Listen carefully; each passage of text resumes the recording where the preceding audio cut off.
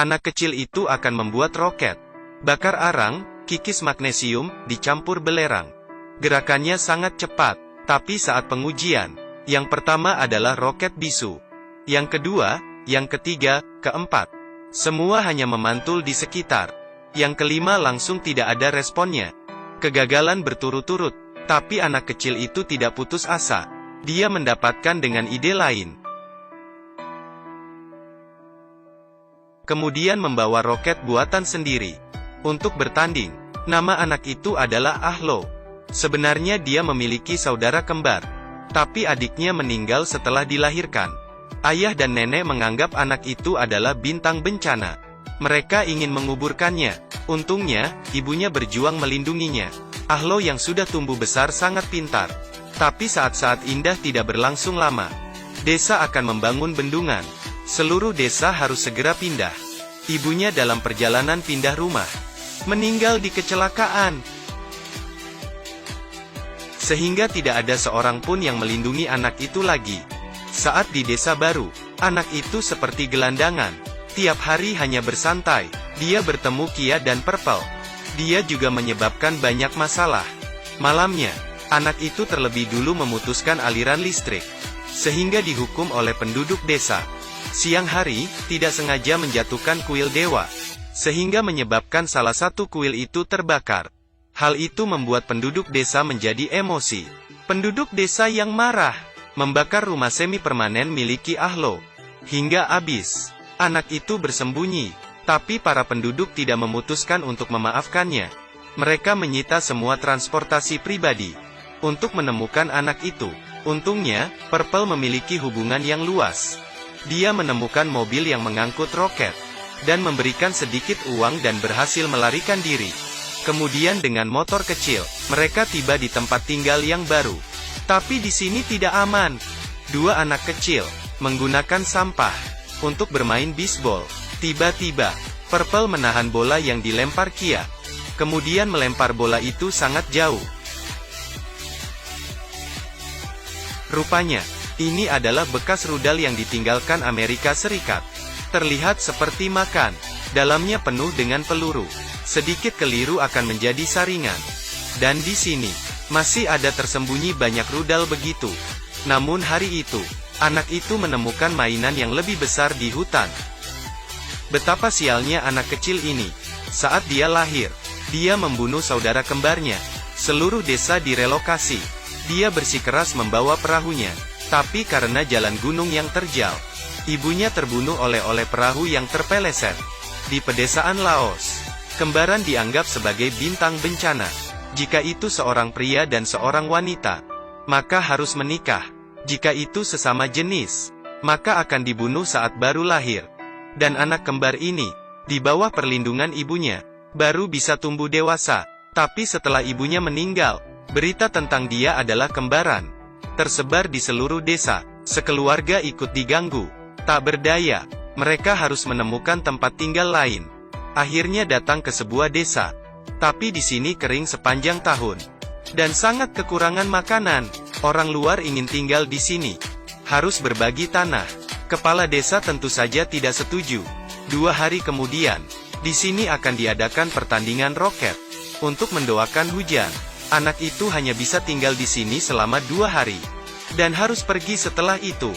Tapi mereka tidak punya tempat lain lagi. Uang di tangan juga sudah habis. Anak itu tiba-tiba memiliki ide. Perlombaan roket kali ini, hadiah utama adalah 10 juta. Jika dia memenangkan pertandingan ini, maka ada tempat tinggal. Tanpa basa-basi, anak itu mulai beraksi. Dia pergi ke pasar terlebih dahulu. Untuk tanyakan langkah-langkah untuk membuat roket. Sangat gampang, hanya perlu peledak, kepala dan ekor roket. Dia menyuruh gadis itu menarik perhatian penduduk desa. Lalu dengan kesempatan ini dia mencuri ekor roket. Lalu memotong bambu untuk membuat kotak. Terakhir hanya sisa bahan peledak. Dia pergi ke daerah terlarang. Melihat sebuah rudal besar. Dia perlu untuk mendapatkan beberapa bahan peledak. Tapi tidak peduli apa yang dia lakukan. Dia tidak bisa membukanya. Akhirnya dia melempar dengan batu. Dan pergi. Tapi tiba-tiba, kekuatan rudal Amerika Serikat itu menakuti anak itu. Anak itu tiba-tiba terpikir, Paman Purple pernah bertugas sebagai tentara di Amerika Serikat. Harus tahu cara membuat bahan peledak. Paman Purple memberitahu dia, selama ada kotoran kelelawar, ditambahkan dengan arang dan belerang, semua roket yang dibuat bisa terbang ke bulan. Tapi untuk terlihat bagus, harus menambahkan garam dan tembaga. Segera, semua bahan sudah siap. Kemudian adalah langkah pembuatan. Melihat pertandingan yang sudah mendekat. Tapi roket yang dibuat anak itu masih terus-menerus gagal. Ini adalah tempat peluncuran pertandingan roket.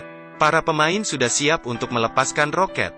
Beberapa roket berhasil diluncurkan, tapi kekuatannya tidak cukup. Hanya sampai setengah sudah hilang, atau mendarat bebas langsung. Beberapa adalah roket buatan sendiri. Terbang setengah jalan langsung meledak. Ada yang lebih parah, meledak sebelum terbang. Dan roket anak itu masih dalam percobaan. Yang berikutnya akan bermain adalah ayah anak itu. Orang-orang di bawah panggung meneriakkan slogan-slogan. Ayahnya sangat semangat, tapi ayahnya ditakuti oleh roket di sebelahnya. Dia melepaskan tangan lebih awal. Roket langsung menuju ke pondok orang lain. Terakhir, ini adalah tim kejuaraan yang paling nantikan. Juara tahun lalu, diambil semua oleh mereka. Mereka mengikat roket ke landasan peluncuran.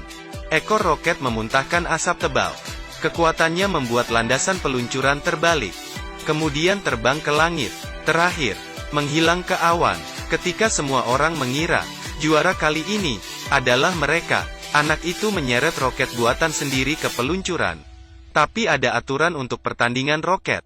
Anak-anak tidak bisa naik ke landasan peluncuran, kecuali ada orang yang menggantikannya. Jika tidak, itu dianggap sebagai tidak sah. Anak itu ingin ayahnya membantunya, tapi neneknya terus memarahi anak itu. Nenek selalu berpikir anak itu adalah bintang bencana. Roket yang dibuatnya bisa membunuh semua orang. Anak itu hanya bisa meminta bantuan dari orang-orang di sekitarnya. Tapi semua orang seperti tidak bisa mendengarnya. Mereka hanya diam tanpa menjawab. Melihat anak itu, ayahnya sedikit tidak tega. Kemudian dia memutuskan untuk membantunya. Dia naik ke landasan peluncuran, menyalakan ekor roket. Semua orang langsung mundur. Dan ayahnya kali ini tidak membiarkan melepaskan tangan lebih awal. Kemudian, roket bergemuruh dan terbang ke awan. Kemudian, terdengar ledakan di awan dan kembang api yang indah. Ini sangat cantik. Orang-orang di bawah bersorak. Ini adalah roket paling indah yang mereka lihat selama pertandingan. Dan yang paling sukses juga. Akhirnya, ada hujan lebat dari langit. Anak itu berusaha sendiri dan memenangkan juara. Kepala desa memberikan bonus dan berjanji membiarkan mereka bisa tinggal di sini. Mata ayahnya penuh dengan kebanggaan. Neneknya juga mulai merubah pemikiran dia terhadap anak itu. Dia menerima anak itu sendirian, memenangkan martabat dan rasa hormat.